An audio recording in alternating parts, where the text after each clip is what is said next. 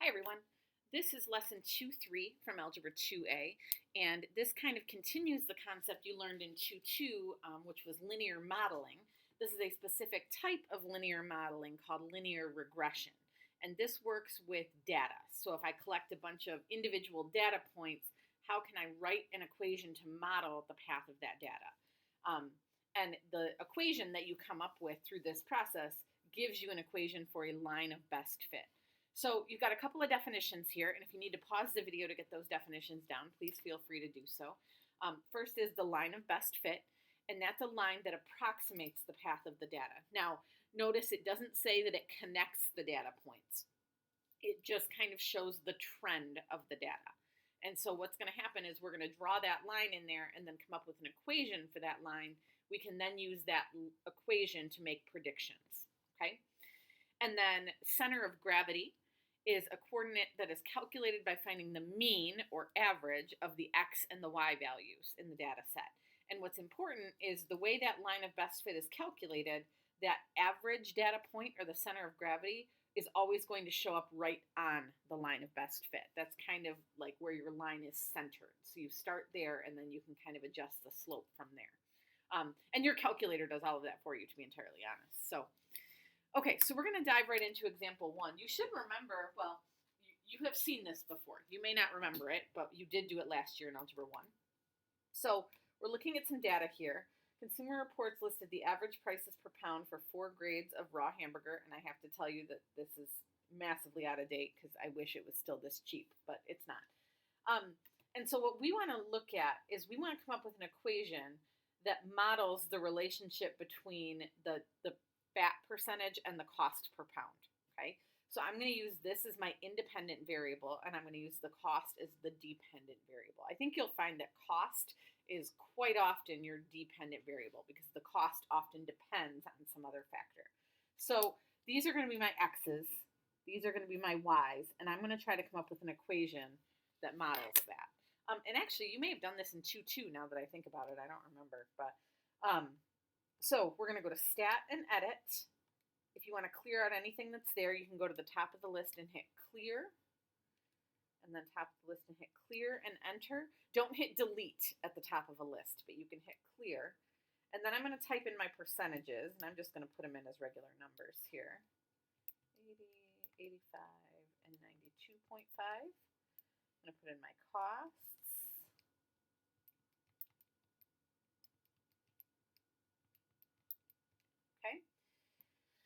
And then to get to my line of regression, if you recall, you're going to go to Stat, over to Calculate, and then we're looking at linear regression.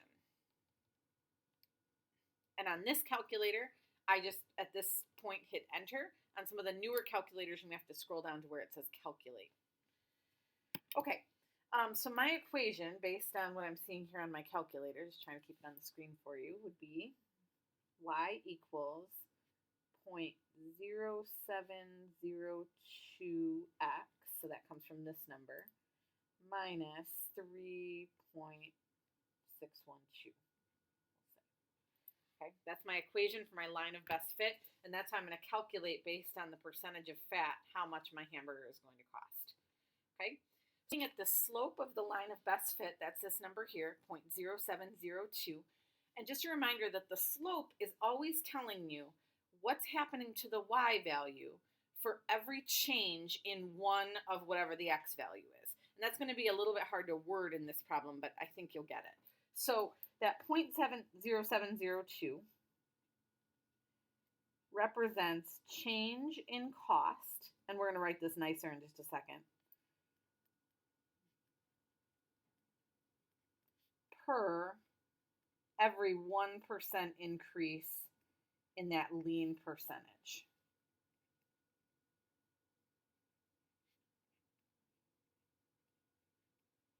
This is the part that's hard for me to say in words, but essentially what we're saying here is if this is a change in cost, this represents money. So this would be approximately 7 cents per increase of 1% lean. Okay, And because these percentages are really telling you that how much fat they've taken out of it. So for example, an 80% lean is really a 20% reduction in the fat level, okay? And so that's why we're calling this a 1% lean. I'm just looking at it here, the way it's worded up here. This part's a little bit awkward, but essentially for every 1% that we increase here, I'm expecting my price to go up by 7 cents, okay? All right, so center of gravity. Center of gravity is when I'm just taking the x values and the y values, finding the average of each one. And remember, for average, you add them together and divide by how many there are, okay? So for my x's, and I'm going to write this out just so you have it to refer to later. Normally, I would just let you go straight to your calculator on this, but I'm going to add together 72.5 plus 80, trying to write this quickly for you, 85 and 92.5, and divide by 4. And we'll do that in our calculator in just a minute. Over here for the y's, I'm going to do 1.57 plus 1.85 plus 2.38 plus 2.93 and divide by 4. Okay. In our calculator then,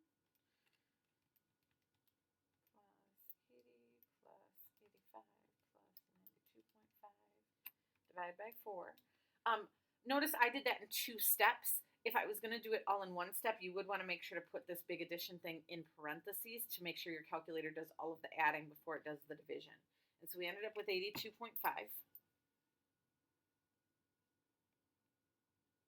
For my y values, I'm going to do 1.57 plus 1.85 plus 2.93. Divide that by 4, and I end up with I'm going to go ahead and write that whole decimal down. Let's see why I'm doing that in just a second. And so when we write our center of gravity, our answer should really be written back as a coordinate. We're going to consider this to be like an XY coordinate. So my answer to this question would look like 82.5, comma, 2.1825. Now, I'm running a little short on space because, again, I normally wouldn't take the time to write all of this out, but I wanted you to see what I was doing here. I'm just going to draw. This goes over with that. But to verify that it's on the line of best fit, here's my equation for the line of best fit. If I want to know that this coordinate exists on this line, I'm going to take that x value and plug it in and evaluate it and hope that I get my y value back. Now, the one thing we want to be cautious of here is, remember, we rounded these decimals. Okay, these were much longer decimals to begin with. So if it comes out a little bit off from my y value, I'm not going to panic, okay? Also, although I just said to you that I wouldn't care if you wrote this down, this could go straight in your calculator and you could just jump straight to your answer. If a question on a test or quiz was saying to verify that it's on the line of best fit, it's not enough for you to just type it in your calculator and say, I promise it worked. I want you to show me what you did to verify it. So I'm going to kind of use the margin over here. Sorry if I'm making you dizzy here. But this is what I would expect to see written on a quiz for this question. I would expect you to do 0.0702 times that x value of 82.5 minus 3.612. Show me what it equals. So 0.0702, 82.5 minus 3.612. And I end up with 2.1795. And then I would probably do something and just say, that's awfully, awfully close to what it should have been, 2.1825. Okay. And again, the reason it's not exact is just because of the rounding that we had to do there. But I would expect to see this written on your paper for a question like this. Okay, show me that you plugged in the 82.5 and got a result that you felt comfortable with as far as being on the line. Okay, a little more vocabulary here in this next section. We've got observed values, predicted values, and the error. Now, error can be, there's a lot of different words for error, but error or deviation or residuals, and we're going to talk about that in just a minute. Once again, if you need to pause the video to catch up on writing down the definitions, you may. But the observed values are the actual data collected from an experiment or a data collection of some kind. So in that problem we just did, the values that were given up here in the bullet points, those were my observed values, okay? My observed cost for 92.5% lean ground beef was $2.93 a pound. That was observed. The expected values are the values that come out of your equation. And so the question that we're kind of investigating here is, what's the difference? If I were to plug 92.5 in for X and get an answer through my equation, how far is it off from what the actual value should be? Okay? And that's what's called the error. And that's what we're kind of looking at next, is we're analyzing how far off from our actual data points is our model. Okay?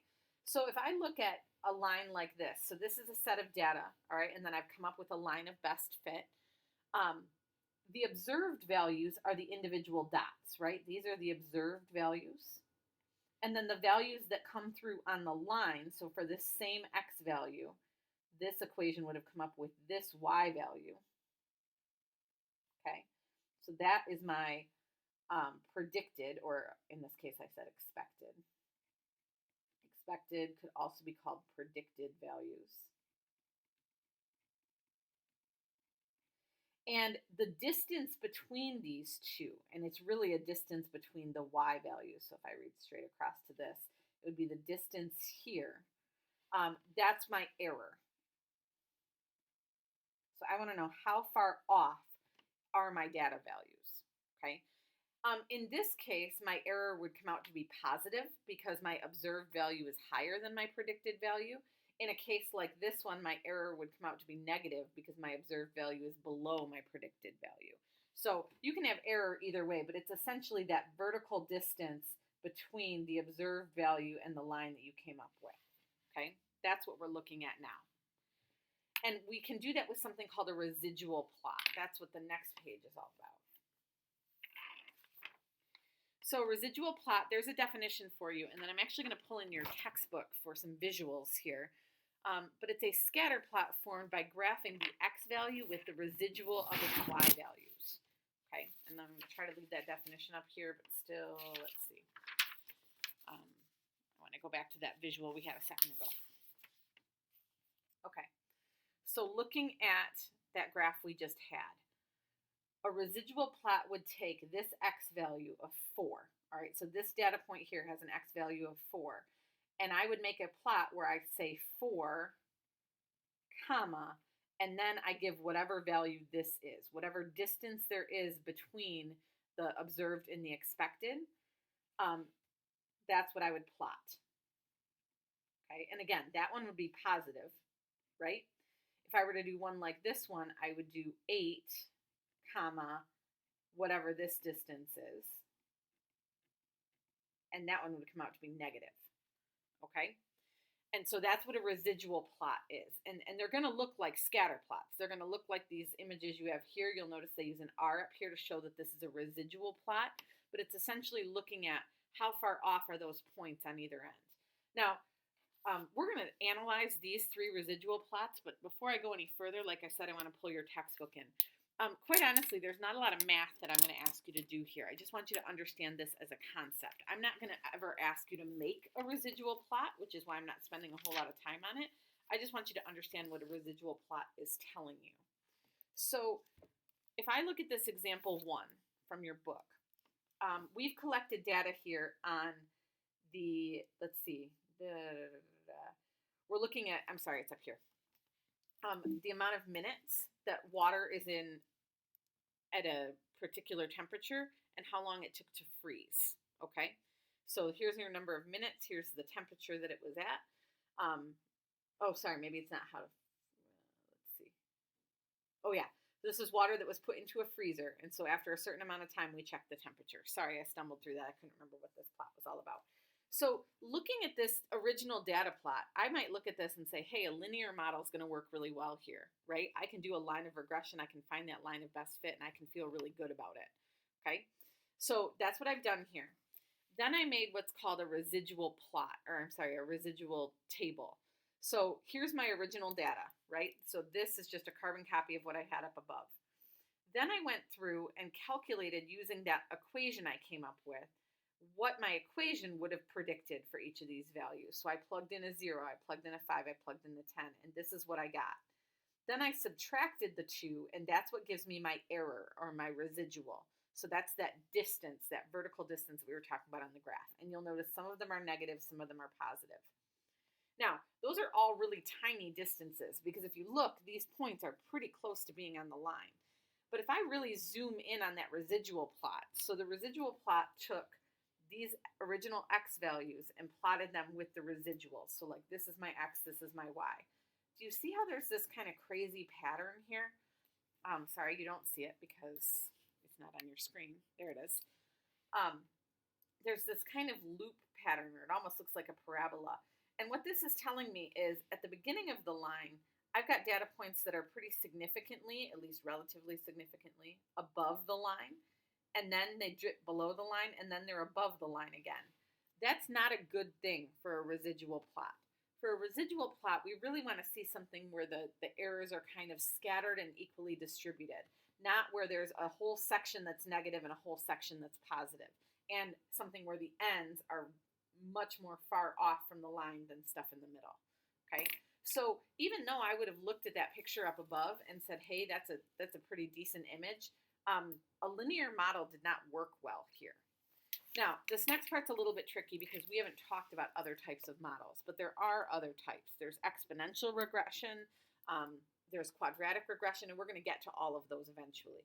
So let's suppose I did this same thing with an exponential regression, okay? And I came up with an exponential equation. Again, you don't have to know how to do that yet. I took here's my original table. Excuse me.